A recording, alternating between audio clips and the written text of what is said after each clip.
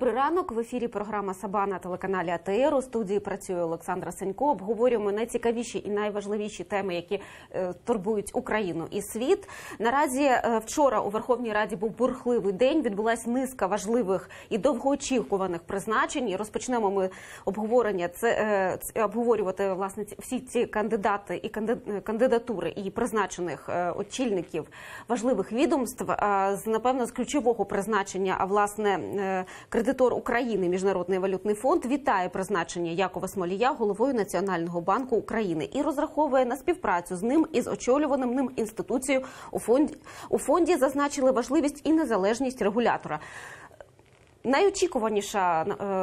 Найочікуваніше призначення голови Національного банку, яке чекала Україна майже 9 місяців.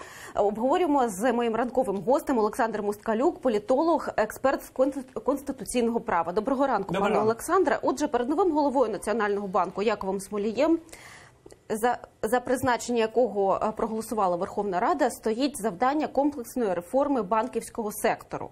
У нас є, ми трошки згодом почуємо, власне, і цитати і Петра Порошенка, і цитати самого Якова Смолія. Але трошки згодом. От наразі, чого нам очікувати, чи очікувати нам якогось пришвидшеного процесу отримання чергового траншу МВФ? Ні, ну цілком може бути, але, знаєте, я б не став би переоцінювати значення цього призначення, даруйте за певну таку тавтологію, з однієї простої причини. Яков Смолій фактично вже виконує тривалий час свої повноваження, і фактично багато речей він вже міг реалізовувати. Тому що з точки зору юридичної, чи це особа, яка виконує обов'язок, чи це особа, яка повноцінно є головою НБУ, але вона має ті самі повноваження. Це більш таке питання психологічного характеру, зміна статусу його. Але в цілому, знаєте, ну це такий певний все-таки позитивний крок, тому що в підвішеному стані влада не повинна існувати. І от ми тривалий час бачимо, що по багатьох відомствах своєрідний творився вакуум. Ну, для України це неприпустимо. Якщо в Сполучених Штатах Америки існує вакуум, то це нормально, тому що там і економіка, і політичне життя, та й загалом суспільне, воно вже поставлено на такі рейки, коли навіть там відсутні зараз на сьогоднішній день більше 50% заповнень вакансій, але при цьому ну, Сполучені Штати Америки від цього не надто страждають. Так досить часто буває в історії Сполучених Штатів Америки. Але Сполучені Штати Америки – це не Україна. От для України важливо, щоб повністю всі ці вакансії були заповнені. І якщо ми кажемо про комітети, ну і про інші посади теж. Пане Олександре, от найближчим зараз мені підказують, ми можемо почути власне цитату Петра Порошенка щодо Якова Смолія і власне самого пана Смолія. Прошу цитату. Ми вже маємо привітання від наших іноземних країн-партнерів, тому що це значна ознака впевненості, стабільності фінансово-банківської системи України. Більше того, в нашій співпраці з Міжнародним валютним фондом, міжнародними фінансовими організаціями це сьогодні означає прорив. Перед новим головою Національного банку України Яковом Смолієм стоять амбітні завдання з комплексної програми реформ банківського сектору. Ми продовжимо докладати зусиль, щоб фінансова система стала ще більш стійкою до зовнішніх шоків. Будемо захищати її стабільність від політичних впливів, стояти на сторожі інтересів ринку. І ми не допустимо повернення до домінування фіскальної політики над монетарною ціною купівельної спроможності українців. Питання щодо головного конкурента пана Смолія на цю посаду, власне, пана Володимира Лавренчука. Він досить відомий і поважний політик, поважний банкір і знаний у системі банківській, не тільки в українській, а й в європейській. Власне, він і має досвід співпраці з європейською міжнародними стандартами європейських банків і прихильник досить жорсткої банківської політики. Чому все ж таки, на вашу думку, обрали пана Смолія? Чому його кандидатура? Ну, ви знаєте, тут, мені здається, складно було помилитися з тим, що саме Смолій стане, врешті-решт, головою НБУ. Все ж таки, в нас завжди політичні мотиви, вони домінують над всіма іншими мотивами. Безумовно, є раціональний фактор. Все-таки людина, яка рік вже там фактично виконувала обов'язки, вона вже війшла, так би мовити, в курс справи. Але це, як на мене, не був визначальний аргумент. Це такий аргумент для телебачення, для радіо. Насправді питання наявності певної коаліції, там хиткої, не хиткої, ну якої вже не є на сьогоднішній день, і розподіл посад в межах таких от кулуарних домовленостей. Ну, не випадково ж голосування відбувалося одночасно з призначенням омбудсмана вчора, і я думаю, що тут все ж таки не треба шукати якихось раціональних аргументів. Тобто тут навряд чи можемо говорити, що кожен депутат, коли голосував, він порівнював одну кандидатуру і іншу. Це все ж таки питання в першу чергу того, як домовилися між собою основні оці політичні актори. На сьогоднішній день їх визначають чи то 5, чи то велика вісімка. Там по-різному можна чути трактування того, а хто формує, власне, рішення і повинен голосувати за чи проти. Там, називаючи 5 осіб, да, на чолі там, з президентом, прем'єр-міністром, спікером, ну і іншими основними політичними акторами, чи то 8. Ще вчора відбулося довгоочікуваний звіт Валерії Гонтарєвої, власне, про її діяльність і здобутки на посаді голови Нацбанку України. Звіт чекали досить довго, от ми його почули. У вас були які враження? Ну, саме основне, це все треба було зробити значно раніше, і я думаю, що тут в значній мірі от наявність цього звіту, вона була пов'язана з, в тому числі, певним таким політичним все ж таки тиском. Ну, в тому числі ми можемо говорити, що різні політичні фракції вимагали все-таки цього звіту. І не тільки фракції. Ну, наприклад, там, да, блок Юлії Тимошенко вимагав. Батьківщина, раніше блок Юлії Тимошенко, зараз Батьківщина вимагала. І, звичайно, що якщо це була вимога і суспільства, в тому числі, то виникала об'єктивна необхідність, аби все ж таки цей звіт, врешті-решт, був почутий. І настільки це вже була така вагома вимога, наболіла навіть вимога, що тут не було варіантів по-іншому поступати. От і все. Тобто тут, знаєте, влада ж теж відчуває якісь промахи і врешті-решт намагається на них реагувати. І те, що насправді є не настільки болючим, вона відразу на них реагує. Не так же складно було все ж таки надати цей звіт. Але це, врешті-решт, в українських реаліях, от всі ці звіти, на превеликий жаль, вони мають такий формальний характер. Ну, так, був звіт, ну, є от відповідальність у вигляді відставки.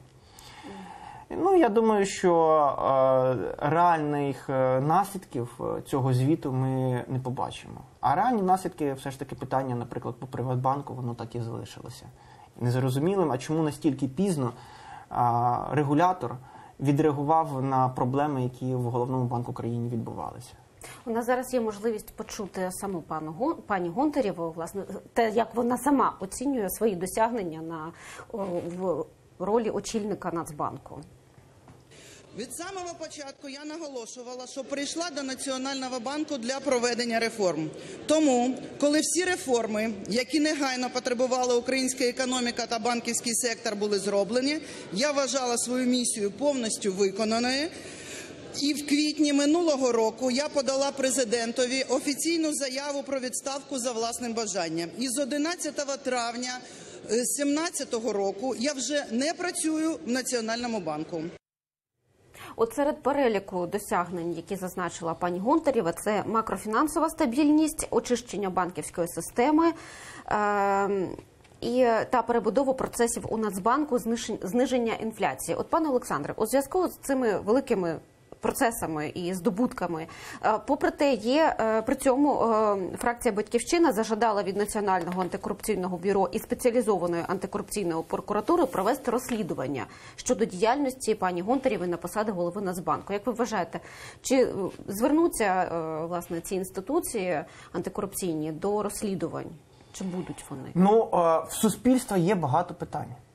Значить, повинні бути розслідування. Ми ж не кажемо відразу про те, що має бути притягнення до відповідальності. Але є питання важливі для суспільства. Ми вже говорили, це і питання там Приватбанку, да? І питання все ж таки курс гривні суттєво змінився. І тому тут вимоги Батьківщини, вони, мені здається, достатньо є закономірними. Да, можна говорити про якісь, ну, все ж таки і здобутки Гонтарєвої. Ну, якщо говорити, намагатися про здобутки, для мене основний такий маркер – це відбувалося дійсно реально очищення банківської системи, тому що багато банків вони не спроможні були здійснювати повноцінну банківську діяльність. Але це ж не знімає питання того, що є і ряд промахів. Да, можна говорити про те, що певна така стабілізація відбулася, але якщо ми подивимося рівень інфляції, то все ж таки в нас рівень інфляції – це двозначні показники. А якщо ми візьмемо Російську Федерацію, то там, наприклад, інфляція в минулому році складала 2,5%. Для мене орієнтир, що ми повинні завжди дивитися як в Російській Федерації. Тому що якщо ми кажемо про те, що ми хочемо повернути там українську територію, то в тому числі це питання все ж таки економічне. І на превеликий жаль, до тих пір, доки російська економіка буде сильніша, ніж економіка України, ми цього не зможемо зробити. А значить, коли ми кажемо про якусь стабілізацію, то треба оперувати не просто тим, що раніше в нас інфляція була більша, а вона зменшилася. А треба говорити про порівняння з, в тому числі, економікою Російської Федерації. Як ви вважаєте, те, що ви назвали промахами у діяльності пані Гонтаревої, наскільки вони мають підстави для кримінальної відповідальності? Кримінальна відповідальність – це надзвичайно широкий діапазон. Є варіант... На що саме, можливо, ви можете роз'яснити, на що саме просив звернути увагу Сергій Соболєв, коли виступав на трибуні Верховної Ради і закликав антикорупційні відомства притягнути її до відповідальності? Два варіанти. Є варіант, коли це умисні дії були, і якщо це умисні дії, то тоді це питання відповідальності за злочини в сфері господарської діяльності, за злочини в сфері службової діяльності. Чи, можливо, мало місце, наприклад, зловживання влади службовими повноваженнями? Я думаю, в тому числі на це треба звертати увагу. А є ще варіант, коли це могла бути і така собі службова недбалість. Тобто, широкий достатньо діапазон. Питання встановлення і визначення вини. Дійсно, є факти, які треба все ж таки розслідувати, і багато питань наявних. Будемо спостерігати за цією історією, будемо мати надію, що вона матиме якесь продовження. Наразі ще одне важливе призначення вчора відбулося. Верховна Рада обрала на посаду уповноваженого з прав людини в Україні народного депутата від Народного фронту Людмилу Денисову. У нас є можливість почути її цитату. Власне, вона сказала, що вже написала заяву про зупинення свого членства партії «Народний фронт» і вже подала її до секретаріату. Власне, на своїй посаді вона обіцяла зосередитися на правах пенсіонерів, вимушених переселенців, а також пообіцяла забезпечити свободу слова, дотриманням прав людей в усіх сферах життєдіяльності, зазначивши, що найголовніша проблема в Україні – це бідність, а саме з нею необхідно боротися в першу чергу. От до цього призначення теж були досить вагомі коментарі. От Мустафа Наєм у своєму блозі у Фейсбуці, власне, зазначив, що були деякі порушення. У нас є можливість навіть зараз почути це.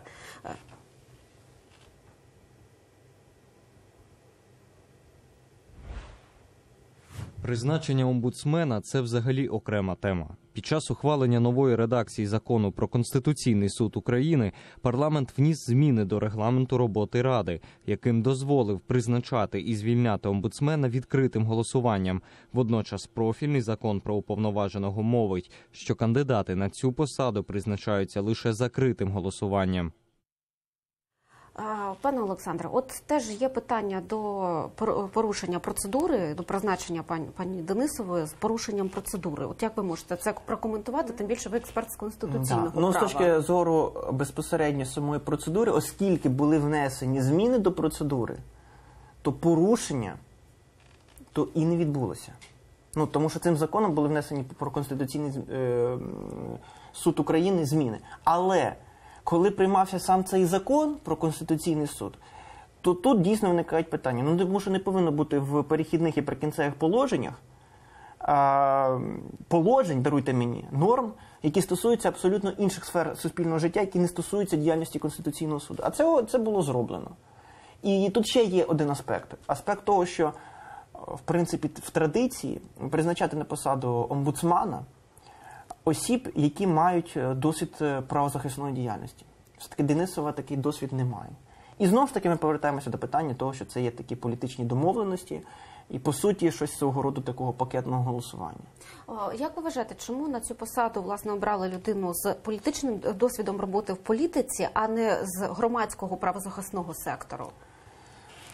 Ну, знаєте, таке питання дещо риторичне, да? І в самому питанні вже наразі є частина досить і багато, відповіді. за 4 роки Україна має досить багато в тому то правозахисників і справа. організацій, які мають значні здобутки. Ну, розумієте, ми можемо побачити, що в більшій мірі, мабуть, критично сприйняли таке рішення Верховної Ради, ніж позитивно. І тим паче, що це вже давним-давно було, по суті, відомо, що Денисова швидше за все буде призначена на цю посаду. І все, знову ж таки, от я тут повторюся, полягає в тому, що, очевидно, це була квота Народного фронту. А раз це була квота Народного фронту, значить і Денисова, вона серед усіх кандидатів найбільше відповідала цій посаді. Мається на увазі серед цих кандидатів, які міг запропонувати саме Народний фронт. І знову ж таки, питання того, чому це відбувалося відкритим голосуванням, це питання того, щоб перевірити, чи дійсно партнери готові виконувати свої домовленості. І ми бачимо, що, значить, в межах оцієї коаліції немає довіри один до одного. Тобто тут навряд чи можна говорити про якісь такі дружні стосунки. Це такий короткочасний дуже союз політичний між Народним фронтом і фракцією президента. Пані Денисова вчора написала заяву зі складання депутатських повноважень. Як ви вважаєте, її діяльність на посаді омбудсмена буде позбавлена якогось політичного забарвлення? Можна, яким чином? Ну, розумієте, вона не може бути позбавлена політичного забарвлення, так само, як не може бути позбавлена політичного забарвлення діяльності Генерального прокурора. От він теж у нас вийшов з політичного середовища, і, значить, так чи інакше, цей шлейф певний, да? Його вся ця попередня кар'єра, вона пов'язана буде з тим, що, власне, на своїй посаді він буде мати певні такі от особисті зобов'язання. Мені хотілося, можливо, я помиляюся, да? Але виходячи з українського досвіду, якщо політик призначається на такі посади, то і він буде залежний від тих чи інших там політичних ситуацій і розстановок сил в парламенті. Як, на вашу думку, у вас є досвід роботи юристом, як у вас складається враження, ситуація з прав людини, захисту прав людини взагалом в Україні, вона яка? От ми бачимо, є приклади наступу на інститут адвокатури, на певні багато питань до судової гілки влади, до судової реформи. У вас яке враження? Ну, взагалі, діяльність Лутковської, вона така достатньо неоднозначна була. З однієї сторони, відносно неї багато було дуже критики під час подій Майдану. А з іншої сторони, треба їй віддати належне, що в наступному більшість правозахисних організацій оцінювали її діяльність позитивно. Але коли ми кажемо про права людини, то це не лише питання Лутковської, це питання, ви правильно сказали, судової системи. Це питання і діяльності правоохоронних органів, це і загалом питання політичної ситуації в країні. І коли політика домінує над правом, а нас це відбувається постійно, то нічого хорошого з цього не буде, і тут говорити про якісь об'єктивні критерії буде достатньо складно. А про рівень загальної правової культури в Україні? От у вас є, ви викладаєте. Розумієте, рівень загальної правової культури, він знову ж таки так чи інакше пов'язаний з багатьма чинниками, з загальним рівнем культури, да, з рівнем політичного виховання, з тим, що в нас політика, на превеликий жаль, вона домінує над питаннями права. І ми ж можемо бачити навіть останній цей рік, який перед виборами, наскільки є прагнення, насамперед, провладних фракцій, да, фактично очернити представників інших політичних сил. Наприклад, опозиційного блоку Юрія Бойка, да, з новими скандалами, пов'язаними з діяльністю Нафтогазу. Чому в мене питання раніше цього не відбувалося? Чому це відбувається рівно за рік перед виборами, да, коли там відповідна політична сила... Прокидаються правоохоронні, владні, політичні інституції. Прокинутися можна було значно раніше. Тут в мене тоді, значить, об'єктивно можна говорити про те, що, очевидно, є якісь там побоювання, пов'язані з рейтингами політичних сил. Хочете ви притягувати до відповідальності, і це, знаєте, така загальносвітова практика. От в останній рік повноважень влади ніколи не треба робити різких кроків. Тому що треба отримати легітимність, підтвердження того, що населення не довіряє цій владі. Якщо ви не встигли щось дійсно радикальні реформи просунути в перший рік, то потім ви вже їх не просунете. Це загальна закономірність, і тому навіть і існують такі рекомендації, да, що, наприклад, президент або новий парламент радикальні рішення, принципові рішення, пов'язані з реформами, повинні робити саме оцей перший рік, коли вони користуються, ці сили, підтримкою більшості населення. Потім ця підтримка, вона вже згасає, і треба бути дуже обережним, приймаючи ті чи інші рішення. Ну, наприклад, там рішення, проводячи пенсійну реформу. Ну, так само питання, чому пенсійна реформа проводиться за рік перед виборами. Якщо ви хочете провести цю реформу, то отримайте спочатку кредит довіри від населення, а потім вже провадьте. Іншими словами, хотіли провести пенсійну реформу, проведіть дострокові вибори, тому що є питання до того, чи є коаліція, чи немає, призначте. Але коли будете йти на вибори, кажіть про те, що ми хочемо провести пенсійну реформу, і вона буде такою-то. Ми хочемо провести медичну реформу, і вона буде такою. І якщо населення дійсно вам довірить проведення цих реформ, то тоді, будь ласка, проводьте ці реформи. А не так, як в нас фактично відбувається, коли в нас рейтинг парламенту, як установи, складає кілька відсотків, а парламент приймає достатньо радикальні рішення. Ну, поза тим, я зараз не кажу про змістовний характер цих рішень. Хоча, насправді ж, можна було багато, в нас є питань, які такого технічного характеру, але які не так би в суспільстві були сприйняті контроверсійно, як та сама медична чи пенсійна реформа.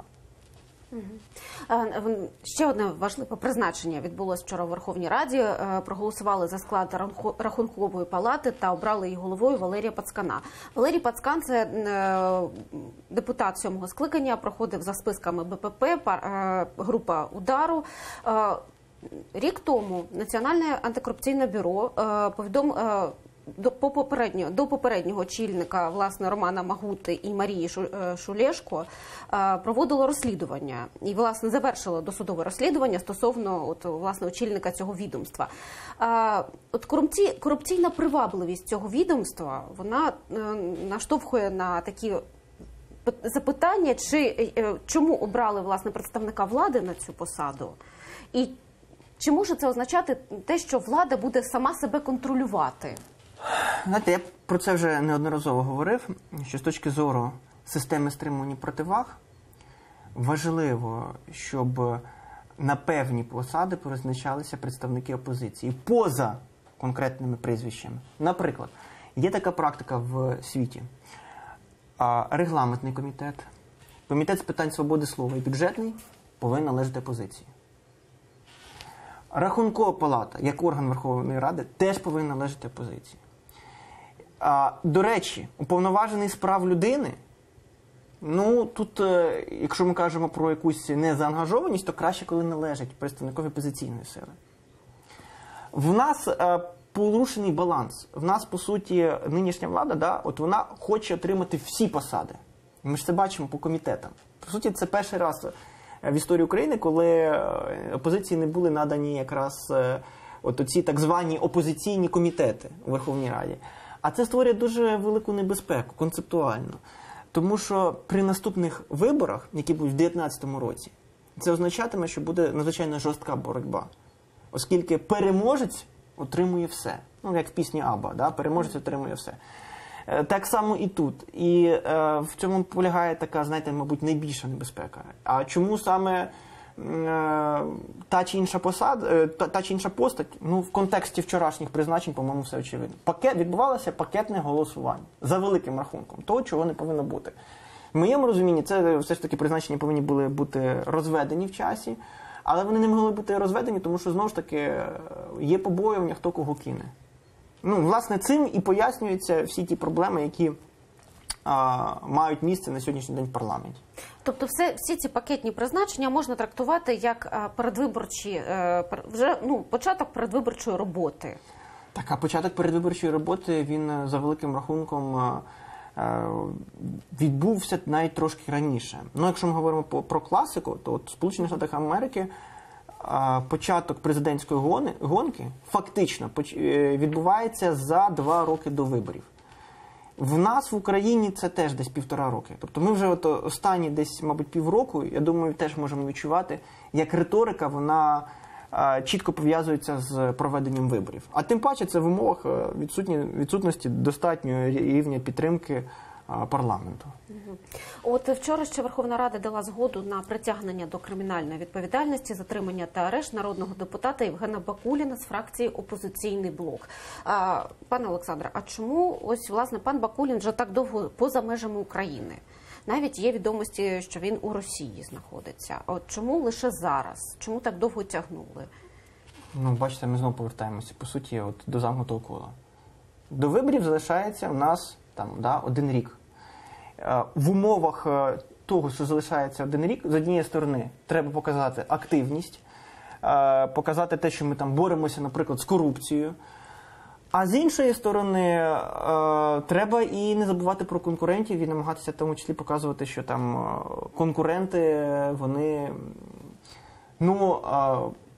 повинні перебувати там поза законом, повинні бути притягнені до відповідальності. Ну, це створення асоціативних рядів. Що стосується безпосередньо самого Бакуліна, розумієте, тут ситуація для мене достатньо зрозуміла, що Бакулін це фактично такий був пішак, фактично це такий собі був фунт з відомого фільму «Золотий тільонок», тому що він був представником сім'ї фактично, Януковича, і в тому числі його діяльність вона повністю контролювалася Курченком. Вона контролювалася його замами, і його руки були зв'язані. І треба в першу чергу говорити про те, що мають притягуватися до відповідальності ті особи, які власне, які фактично керували його діяльністю.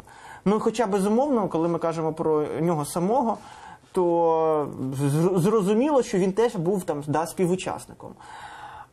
І тут питання до Генеральної прокуратури. От, власне, треба говорити, якщо ми кажемо про наявність інституту заочного засудження, такого розпіареного, то притягуйте тоді до відповідальності того самого Курченка. Ну, чому немає в нас в цій справі його прізвища? От для мене це питання. Чому немає так само ми не чуємо про Януковичів, ми в даному випадку говоримо про Януковичів як фігурантів цієї справи, а чуємо лише про одного персоналію. Ну, принаймні, спроби притягнути до відповідальності представників опозиційного блоку, вони постійно є, і до Бойка, і до Вілкула, і до Новинського є постійні якісь запитання, але коли доходить справа дійсно до розслідування, чомусь все розсипається. Картковий будинок. Чому?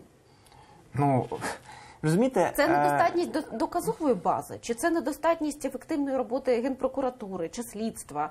Ну, чи насправді досить гарні адвокати? Знаєте, тут питання полягає в тому, що політична зацікавленість, вона не завжди має під собою ще достатньо юридичних фактів.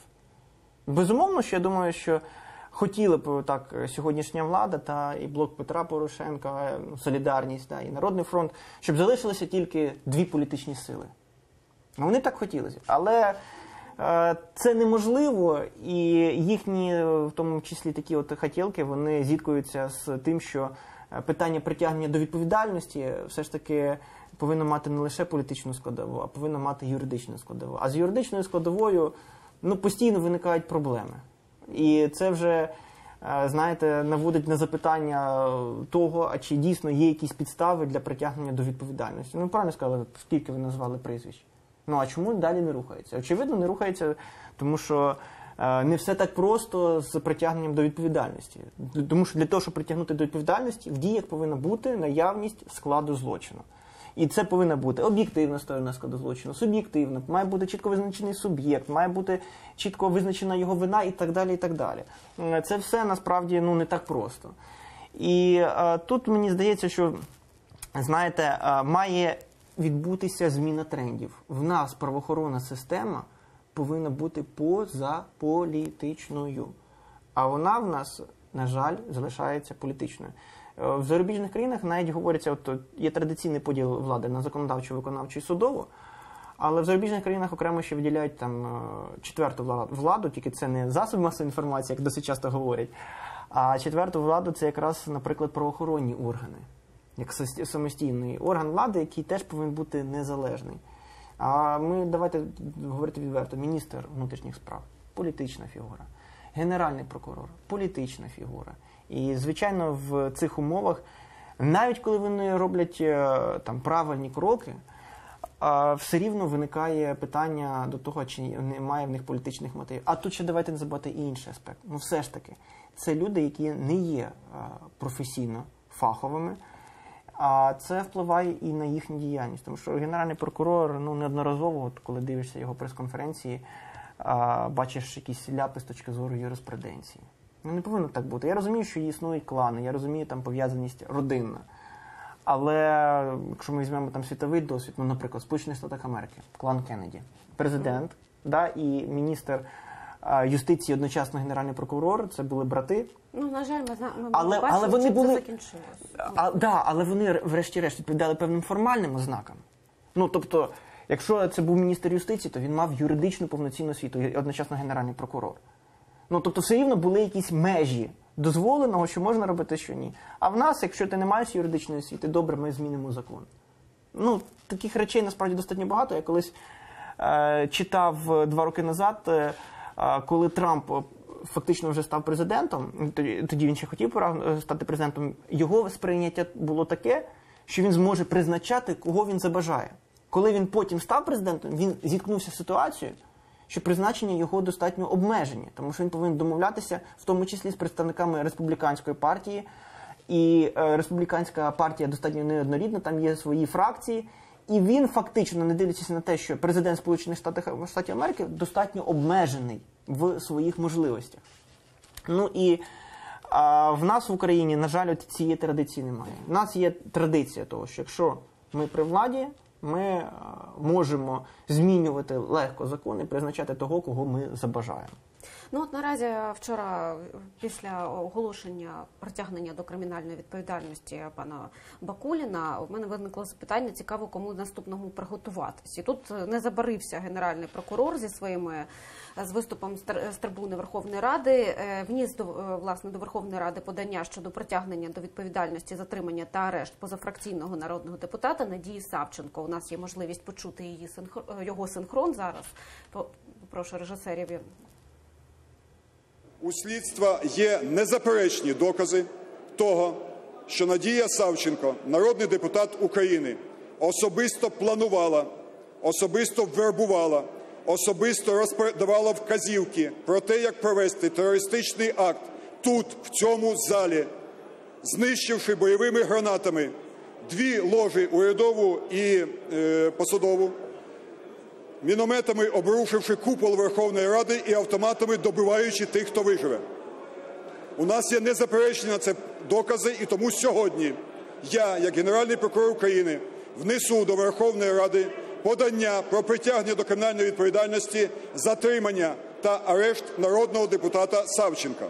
Крім того, прошу вас, шановні народні депутати, невідкладно підтримати проект закону, який давно знаходиться у вас на розгляді, про те, що після подання Генпрокурора дипломатичні закордонні паспорти народного депутата зупиняються для того, щоб цей фігурант залишився в Україні і відповідав перед українським судом. Просив би це зробити невідкладно. Нинішній регламент диктує нам 5 днів. Власне, Верховна Рада вчора виключила Надію Савченко з Комітету національної безпеки і оборони. За таке рішення проголосував 261 депутат. Пані Савченко не коментувала питання про те, чи готувала вона теракт чи ні, але заявила, що готова публічно засвідчити на детекторі брехні. Можемо зараз її почути. Я звинувачую українську владу у злочинах проти українського народу. У всіх тих смертях, які відбулися за період діючої злочинної влади Порошенка. Я звинувачую владу. І тепер я закликаю українців. Якщо ви розумієте, що відбувається, якщо ви розумієте, що якщо ви зараз не відстоїте право на своє життя, право на свою волю, то далі ви будете жити гірше, ніж при терористичному, тоталітарному режимі в Росії. Пане Олександре, ми бачили заяви і Генерального прокурора, і заяви пані Савченко. Схоже на що це не фейсбучні, не соціальні якісь перепалки, а це насправді вже є якась доказова база існує для цього. Якісь навіть факти, якими оперує Генеральний прокурор. На ваше бачення, яким чином розгортатиметься ця історія, які сценарії? Сценарій поза наявністю юридичних фактів, для мене однозначно, що рейтинг Савченко зросте. в силу того, що сам по собі в тому, в чому її звинувачують, в певної частини українців може викликати симпатію. Ну, на превеликий жаль, у нас в українців досить часто, ну, знаєте, в свідомості існує така річ, як те, що ми не любимо владу. Незалежно від того, чи це хороша влада, чи це погана влада. Не розуміючи від того, що якщо навіть це трапилося б, то на місце цих депутатів прийшли б інші депутати, які б не були б нічим не краще за от цих от депутатів, які нині сидять в стінах Верховної Ради. Але для багатьох вона, я думаю, що може навіть стати якісь такою героїнею, знову ж таки, повернути оцей свій імідж, який був частково в неї втрачений. Що стосується фактажа, Надія Савченко достатньо радикальна людина, і теоретично я можу повірити, що вона могла мати такі наміри, але все рівно це достатньо складно уявити. Ну, тому що, я не знаю, навіть виступ генерального прокурора, він швидше в соціальних мережах викликав, таке от усміхнення, ніж відчуття того, що такі дії могли бути реальними. Знаєте, в цій історії мені здається, що дійсно Надія Савченко могла мати якісь такі наміри, зважаючи на її попередню біографію, і якщо її уважно аналізувати, то мені здається, перше, на що в мене спадає враження, що це людина, вона швидше деструктивна, ніж конструктивна. І коли вона стала депутатом, мені теж було зрозуміло, що чекати від неї якихось таких от надзвичайних законопроєктів годі. І, в принципі, Надія Савченко – це геній деструкції, як по мені. Вона може щось руйнувати, але що стосується побудови чогось нового, от тут значно все складніше. Чому Генеральний прокурор, знову ж таки, зараз це відбувається? Ну, знову ж таки, Генеральному прокуророві треба показати результати його діяльності. А результатів, давайте говорити відверто, не так багато. І в тій частині, очевидно, треба говорити про те, що існує якийсь прогрес в розслідуванні якихось справ, притягненні до відповідальності. І в цілому історія з Надією Савченко, вона поки що викликає дуже-дуже багато питань. В тому числі, чи не було це провокацією зі сторони влади, так само, як існує там провокація хабаря, так само, можливо, була і провокація Надії Савченко, знаючи особливості її поведінки і взагалі особливості її такого певного архетипу. На яку реакцію це було спрогнозовано, зорієнтовано? Яку реакцію чекали від Савченко? Чекали її активних дій. І чекали на те, що вона, в принципі, може погодитися на саме такий перебіг подій. І я думаю, що, знову ж таки, зважаючи на, якщо аналізувати її біографію, а особливо, якщо прочитати її книгу, то, в принципі, це могло б відповідати дійсності. І тут, знаєте, для мене завжди питання, коли її отак романтизували, говорили про те, що вона буде таким ефективним політиком, а такий був момент на початку. Ніхто при цьому не дивився її книжку. А в її книжці дуже багато цікавих речей. І в першу чергу на це треба було звертати увагу, тому що тоді, знаєте, якщо прочитати її книжку, і в те, в чому її, в принципі, на сьогоднішній день звинувачують, то це не є настільки аж абсурдним. Як би це не було парадоксально, тут певний такий ланцюжок все ж таки можна побачити. Слідкуючи за вашими роздумами на цю тему, вчора з Надією Савченко стався у Верховній Раді інцидент.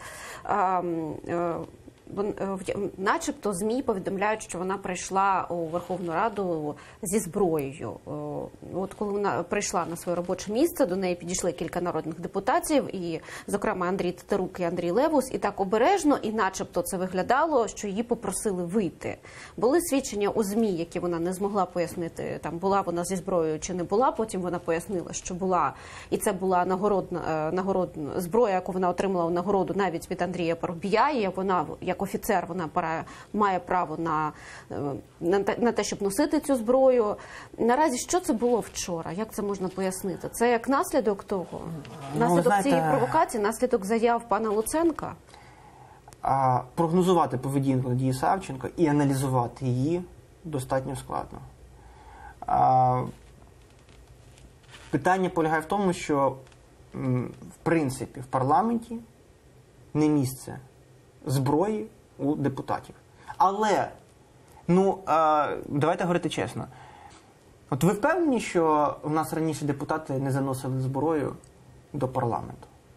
Зважаючи в тому числі на от ситуацію, коли там в туалеті невідомо, що відбувалося, да, коли димові шашки. Тобто це не був перший раз. Інша справа, що акценти були зроблені на конкретній ситуації і пов'язані з Надією Савченко. Знаєте, мені здається, що це та історія, коли всім учасникам цієї історії хочеться побажати в лапках перемоги. Мені тут всі не симпатичні. Не симпатична Надія Савченко з такою поведінкою, яка деструктивна є з точки зору взагалі руйнування державних інституцій.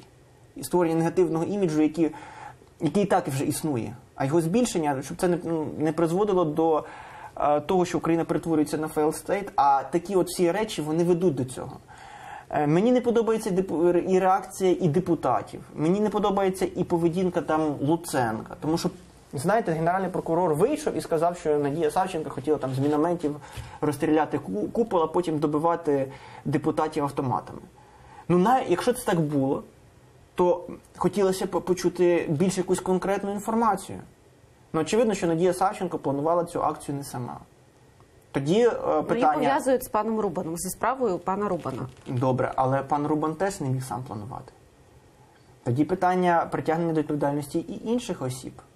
Я не виключаю цього, але мені просто цікаво. На вашу думку, ми ще почуємо якісь гучні імена, яких можуть притягнути до відповідальності? Гучних імен в межах цієї справи, я впевнений, що ми не почуємо, які відомі в українській політиці. Чи будуть якісь інші особи? Можливо. Мені це все дуже сильно нагадує історію, коли за часів ще президентства Кучми виявилося, що планувався державний переворот військовими пенсіонерами. Десь дуже схожа ситуація, коли насправді, може, хтось щось і планував, але реально навряд чи це могло відбутися. В умовах, коли все ж таки для того, щоб дійсно якийсь відбувся переворот, треба мати широку достатню підтримку, в тому числі в складі Збройних сил. І сам по собі цей сценарій він виглядає швидше фантастичним. От моя версія того, що в принципі правоохоронні органи, і в тому числі і спецслужби, вони вже мають певний психологічний портрет. І під цей психологічний портрет Савченко можна було дуже легко її спровокувати на те, щоб запропонувати, мовно кажучи, проведення таких дій, а вона б вже могла погодитися. От, як по мені, то це саме вирогідний розвиток подій. Пане Олександре, досить мало часу залишається. От останнє питання. Сайт «Миротворець» вніс Надію Савченко до своєї бази. І весь цей деструктивний процес, який відбувається щодо неї, хто ще може постраждати і що залишається, яка історія залишається, хто залишається у тіні поки що, на кого це насправді направлено такий негативний піар, на кому він може позначити в зв'язку з Надією Савченко? Знаєте, тут питання в тому, що з ким асоціюється Надія Савченко. І, очевидно, з тими політичними силами, з якими вона асоціюється, може негативно позначитися. Да? Але я б сказав би так, що Надія Савченко, вона є достатньо самодостатньою, знову ж таки, даруйте за тавтологію, і її можна прив'язати фактично до багатьох політичних сил. Її, з однієї сторони, можна прив'язати до Б'юто, до, даруйте, Батьківщини, тому що вона була першим номером списку, але рівно так само її можна прив'язати і до президента, тому що президент, власне, її нагороджував статусом Героя України і висилав літак, і теж...